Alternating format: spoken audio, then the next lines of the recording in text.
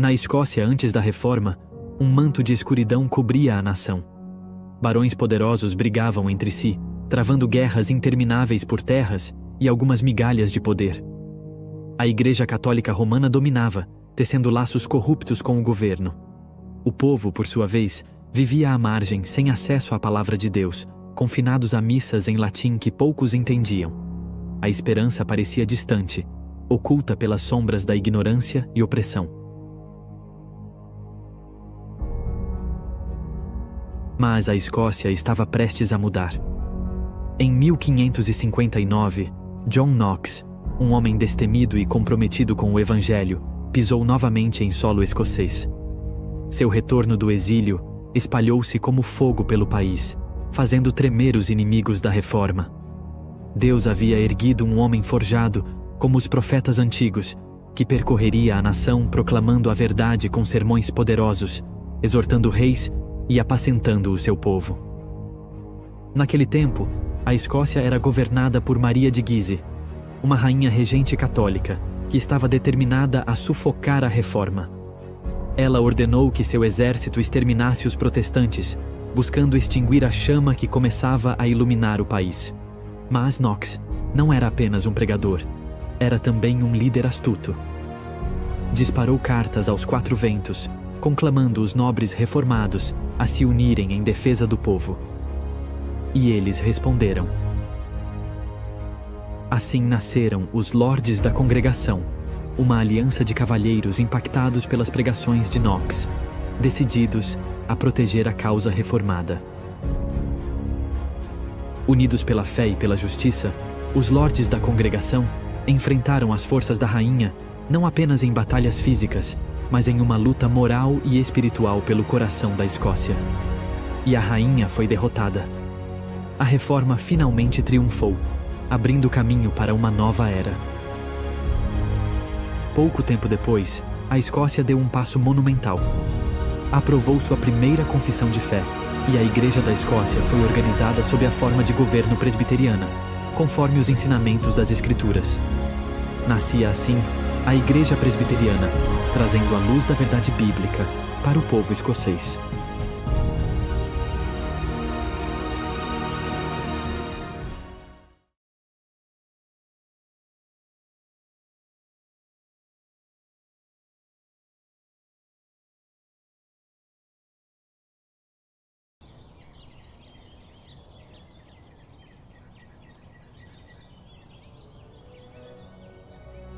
Todos sabem que a Igreja Presbiteriana teve sua origem na Escócia, mas poucos compreendem plenamente o impacto duradouro que essa instituição trouxe para a nação. Durante muito tempo, ser escocês e ser presbiteriano eram quase sinônimos, a ponto de não haver uma denominação formal chamada Igreja Presbiteriana. Era simplesmente a Igreja da Escócia. A Reforma transformou a Escócia de maneira profunda, retirando-a das trevas e conduzindo-a a uma nação mais organizada, educada e, acima de tudo, temente a Deus. A Igreja desempenhou um papel central ao construir escolas ao lado de seus templos, garantindo que até mesmo o filho do mais humilde camponês pudesse ter acesso à educação.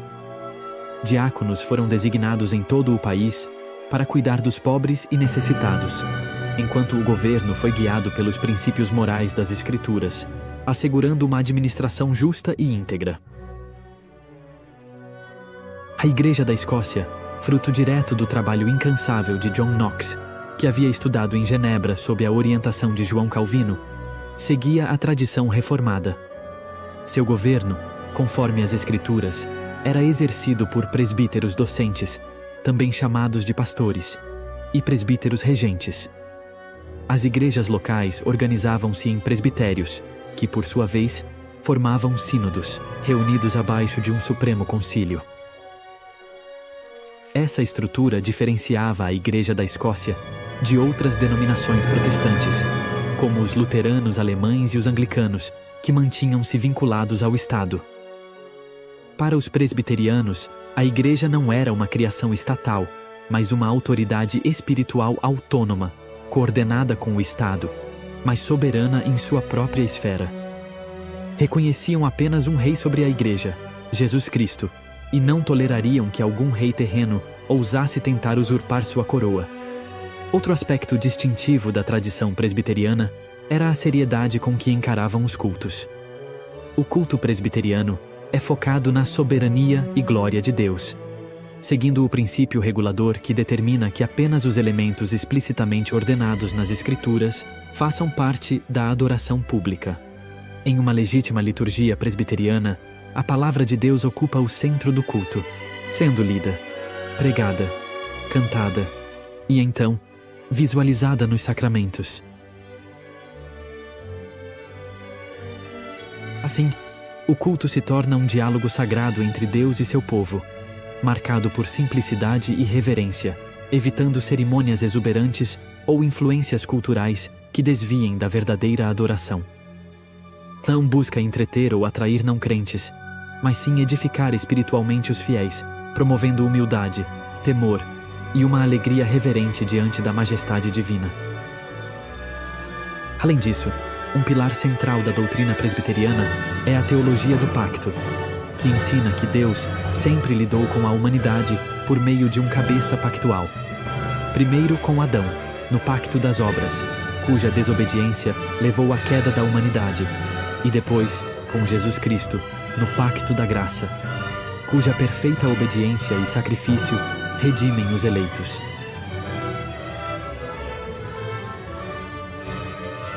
Esta compreensão, profundamente valorizada pelos escoceses desde o início, moldou de maneira significativa a fé e as práticas presbiterianas, influenciando os grandes eventos que definiriam o destino dessa igreja algumas décadas depois.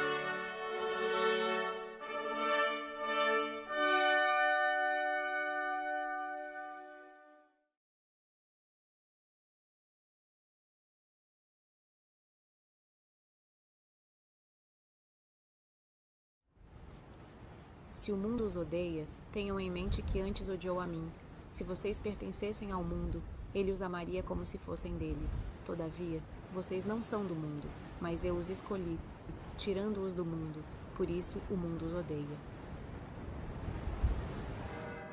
É tentador encerrar a história da Reforma Escocesa com John Knox e os anos prósperos em que a Igreja Presbiteriana floresceu rapidamente. No entanto, fazê-lo seria enganoso e injusto com a memória de muitos de nossos irmãos que enfrentaram desafios nas décadas seguintes.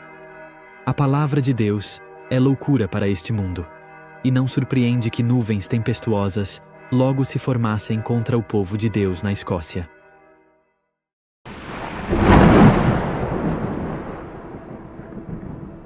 Uma característica distintiva dos presbiterianos sempre foi a estrita e inegociável fidelidade às Escrituras. Levavam a palavra de Deus a sério e não estavam dispostos a ceder uma vírgula sequer. Não temiam ser mal vistos, taxados de fanáticos ou até odiados pelas autoridades. A verdade seria dita e, acima de tudo, pregada com fidelidade. Após o falecimento de Knox, Andrew Melville assumiu a liderança da reforma na Escócia e manteve o zelo e a firmeza que se tornaram marca registrada dos presbiterianos.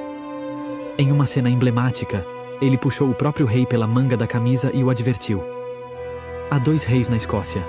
Um é Jesus Cristo, o único e indiscutível Senhor sobre a sua igreja, e o outro é o rei, que governa os homens e as terras, mas que dentro da igreja é apenas um membro.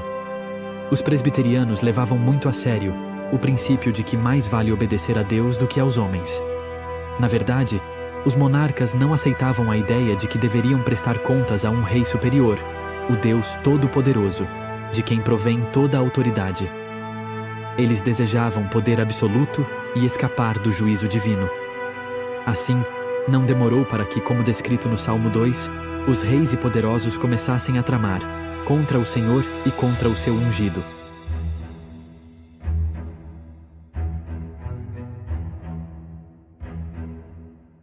Cerca de 60 anos após a fundação da Igreja Presbiteriana, o rei Charles I assumiu o trono.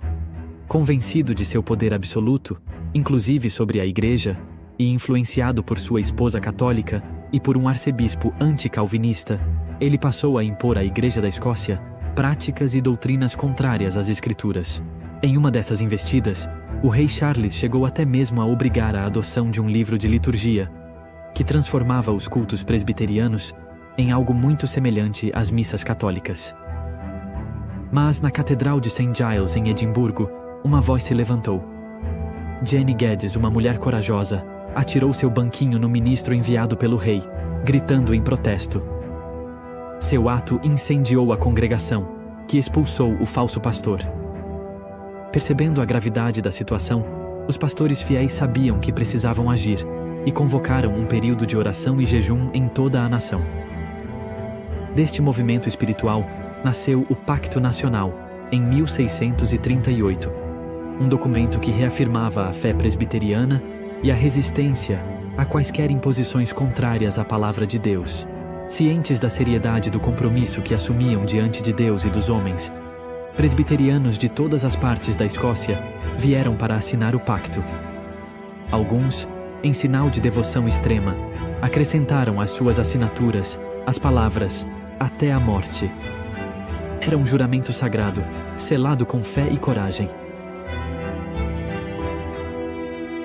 A ira do rei não se fez esperar.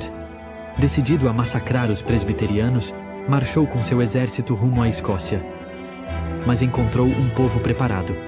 Sob a liderança do general Alexander Leslie, o conde de Leven, os Covenanters, como ficaram conhecidos os pactuantes, ergueram um grande exército. Bandeiras azuis tremulavam ao vento, inscritas com as palavras "Pela coroa de Cristo e pelo pacto". Frente à determinação e à força dos Covenanters, o rei recuou. Dissuadido pela unidade e fé daquele povo, foi compelido a assinar um tratado de paz. A Escócia, mais uma vez, afirmava sua liberdade religiosa e seu compromisso inabalável com o Evangelho. Contudo, a paz que parecia ter sido alcançada na Escócia não duraria muito tempo. Logo, o rei Charles I começou a tramar novamente, mas desta vez, seu alvo não era apenas a Escócia. Seus desmandos na Inglaterra, onde os puritanos já exerciam grande influência no parlamento, trouxeram inquietação e revolta. O rei arrogava para si um poder absoluto, e as liberdades religiosas conquistadas pareciam mais ameaçadas do que nunca. Os reinos estavam à beira de uma guerra civil. Frente às arbitrariedades do rei, o parlamento inglês declarou guerra.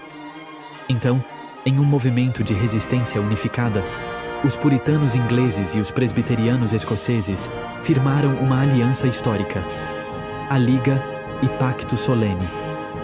Este pacto religioso comprometia ambas as nações a lutar pela reforma da Igreja, conforme a palavra de Deus, e a manter uma aliança em prol das liberdades políticas e religiosas.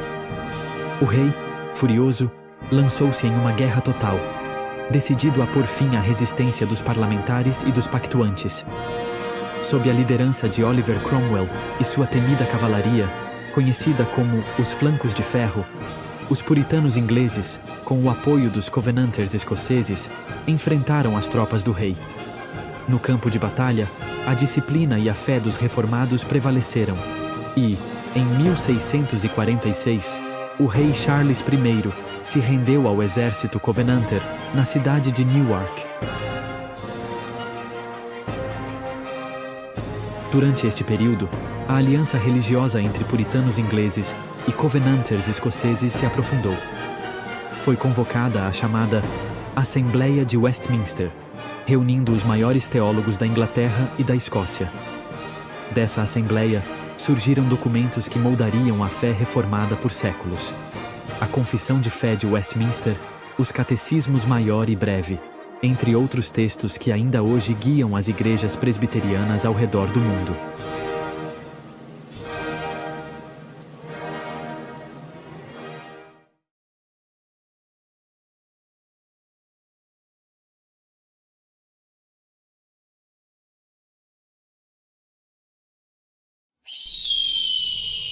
Após a queda do rei Charles I, os reformados na Grã-Bretanha viveram um período de liberdade que permitiu seu crescimento e florescimento. Nessa época, teólogos notáveis como John Owen, Richard Baxter, John Flavel, Samuel Rutherford e os irmãos George e Patrick Gillespie estavam em plena atividade. Em 1647, a Assembleia de Westminster publicou a sua Confissão de Fé, a qual veio a ser adotada pela Igreja da Escócia no mesmo ano. Desde então, os padrões de Westminster tornaram-se a base doutrinária das igrejas presbiterianas em todo o mundo, e assim permanecem até os dias de hoje. O rei, derrotado, foi colocado em uma condição de prisão domiciliar. Contudo, mesmo assim, continuou a tramar com facções internas e externas para dar um golpe e retomar o poder. Porém, os seus planos foram descobertos e ele foi acusado, julgado e condenado à morte por traição pelo parlamento inglês. Mas a Escócia não viu com bons olhos essa medida. Considerando a atitude de seus companheiros ingleses muito extrema, muitos passaram a apoiar a coroação de Charles II, filho do falecido rei. Na cerimônia de coroação, seus juramentos até soaram sinceros, mas essas promessas se mostraram vazias. Assim que assumiu o poder, o orgulhoso Charles II rasgou todas as suas promessas e imediatamente começou uma perseguição feroz contra os presbiterianos, forçando seu controle sobre a igreja e impondo doutrinas e liturgias contrárias às Escrituras, decretando ainda que todos os pastores que resistissem seriam expulsos de suas igrejas. Imaginem a terrível situação. Após tanta luta e tantos avanços, os presbiterianos escoceses se viram vítimas de uma amarga desilusão, caindo nas mãos de um rei tão ímpio que não hesitava em mentir e quebrar juramentos para alcançar o poder. Um tirano havia caído, agora outro, ainda pior, havia se levantado decidido a ser um inimigo feroz da reforma na Escócia. Expulsos dos púlpitos, pastores presbiterianos como John Welsh, bisneto de John Knox, não se curvaram. Em vez disso, levaram seus sermões aos campos, vales e colinas da Escócia. Os conventículos, como foram chamados tais cultos ao ar livre, tornaram-se refúgios espirituais, onde multidões se reuniam para ouvir a palavra de Deus, fielmente pregada. Enfurecido com a resistência dos presbiterianos, Charles II aumentou a repressão. Pastores foram declarados inimigos do rei, e qualquer culto fora do controle da coroa era considerado um ato de traição. Soldados invadiam casas, interrompiam cultos domésticos, e muitos fiéis eram presos, enviados à escravidão ou condenados à morte. Os presbiterianos eram caçados como animais nas florestas e campos da Escócia, mas nem mesmo a ameaça da morte abalou sua fé. Eles sabiam que era melhor obedecer a Deus do que aos homens, e mantinham em seus corações as palavras de Paulo aos Filipenses: "Para mim viver é Cristo, e morrer é lucro." No final das contas, a perseguição implacável apenas fortaleceu a convicção de que jamais renunciariam à estrita fidelidade ao Evangelho. E assim, muitos selaram sua fé com sangue, tornando-se mártires em defesa da liberdade de adorar a Deus, conforme as Escrituras. Sob o lema "Pela coroa de Cristo e pelo pacto", a Escócia resistia. Homens e mulheres comuns, fortalecidos pela esperança celestial, enfrentaram tiranos com uma coragem que ecoaria pelos séculos. Um desses exemplos é a história de Marion Harvey, uma jovem de cerca de 20 anos, criada em um lar piedoso, e que abraçou os princípios da reforma ainda na adolescência. Frequentadora dos conventículos, ela ouvia a pregação de ministros perseguidos, como Donald Cargill e Richard Cameron. Por ser presbiteriana, Marion foi capturada e levada a julgamento, enfrentando ameaças de morte, sem renunciar às suas convicções. Os acusadores até tentaram intimidá-la, mas ela se manteve firme, recusando-se a negar a fé. Condenada à morte, Marion caminhou para sua execução com serenidade e rejeitou as preces oferecidas por um capelão do rei. Em vez disso, ergueu a voz e começou a cantar o Salmo 23. "O Senhor é o meu pastor, nada me faltará.